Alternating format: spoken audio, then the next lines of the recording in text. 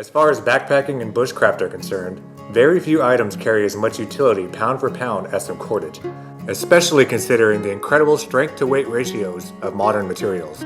Although it is possible to make cordage with natural materials in the bush, the amount of time and energy you save carrying around a few ounces of cord makes carrying it a no-brainer on any trip.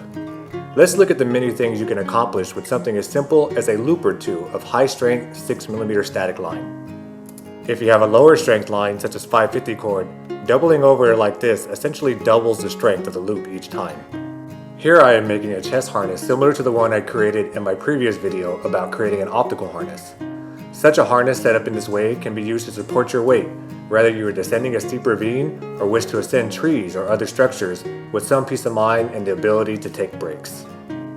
Climbing carabiners are incredibly lightweight and incredibly strong, but they're not a necessary part of this harness. All of this can be accomplished using other loops of rope. Using the same loop of rope, I can also make a waist harness.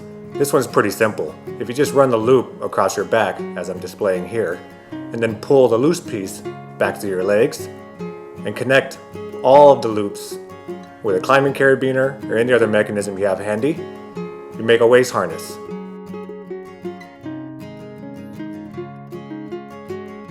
For every knot you learn, the value of carrying cordage goes up exponentially. Here I'm displaying a prusik.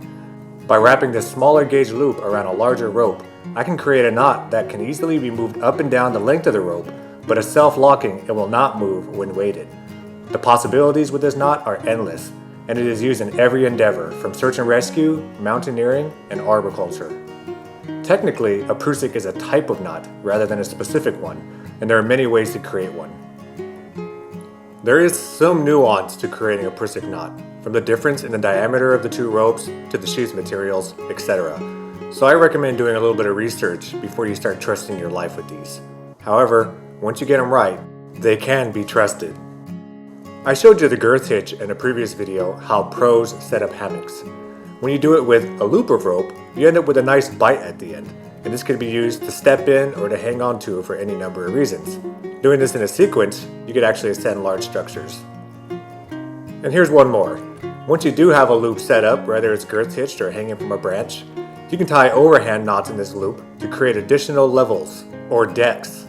These decks are nice when you have a bunch of gear you want to unload, but you don't necessarily want to put it all on the ground. Maybe it's a sweaty shirt or a backpack that you would like to air dry. That's it for now. Thanks for watching.